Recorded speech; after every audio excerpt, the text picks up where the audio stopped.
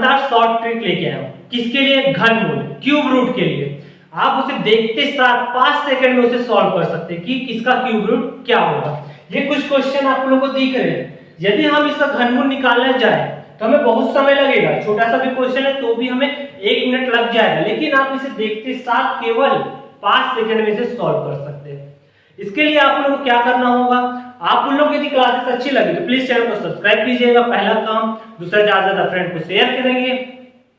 तीसरा चीज, यदि आप 5 मिनट का समय देंगे तो आप लोग घनमूल निकालना सीख जाएंगे। तो चलिए आते हैं, आप अपना 5 मिनट ध्यान से देखिए कि कैसे आएंगे। पहले तो कुछ बेसिक याद होना चाहिए, हमें 1 से 10 अंक तक का घन याद होना चाहिए। तो चलिए, क्या क्या होता है? 1 का घन कितना होता है? 1। 2 का घन कितना होता है? 8, 2 का 3 बार गुणा। 3 का घन कितना होता है? 27। 4 का घन कितना होता है? 4 चौक 16, 16 चौक 64। 5 का घन 125। 6 का घन 216। 7 का घन 343। 8 का घन 512। 9 का घन 729 और 10 का घन 1000। ये चीज सबसे पहला चीज आप लोगों को याद होना चाहिए। यदि ये याद है तो आपको क्वेश्चन सॉल्व करने पे कोई नहीं रोक सकता। केवल आप उन लोगों का 2 मिनट का समय लूंगा और ये पूरे घनमूल आप लोगों का ज्ञात हो जाएगा।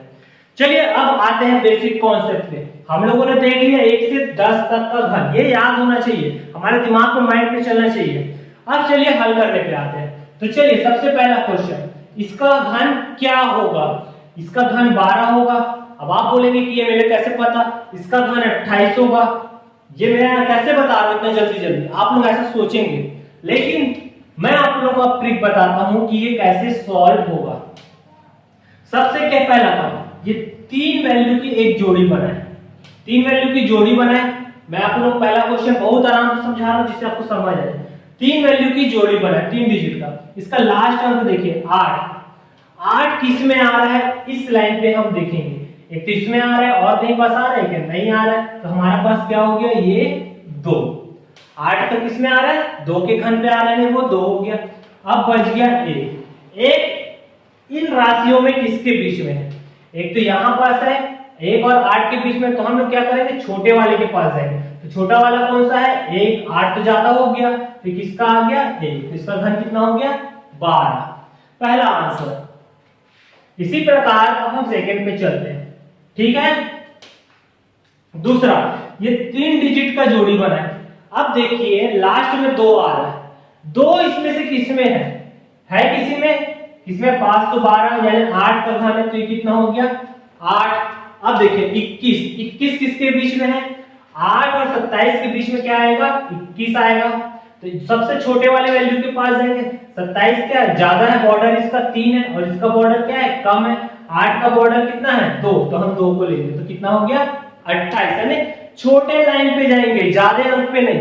कि 8 और 27 के बीच में क्या है? 21 आ रहा है। अब हम छोटे वाले के पास में, छोटा वाला क्या है? 8। 8 के पास क्या है? 2। तो यानी क्या हो गया? 2। चलिए आगे भी और देखते जाते हैं जल्दी जल्दी। ये क्या हो गया? 7, 8, 7। अब देखिए 7 किस में है? किसी में दिख रहा है? 27 में। तो इसका कितना हो गया? 3। अब देखिए 571 किसके पास है? 571 512 और 729 के बीच में, इन दोनों के बीच में है 571। तो इसका छोटा वाले बॉर्डर के पास छोटा कौन सा? 512। इसके सामने क्या है? 8। ये हो गया 83। इसी प्रकार इसमें भी चलते हैं। 375 75 यानी 5 किसके में आएगा? लास्ट में 5 किस में है? 125। 125 के सामने कितना है? 5।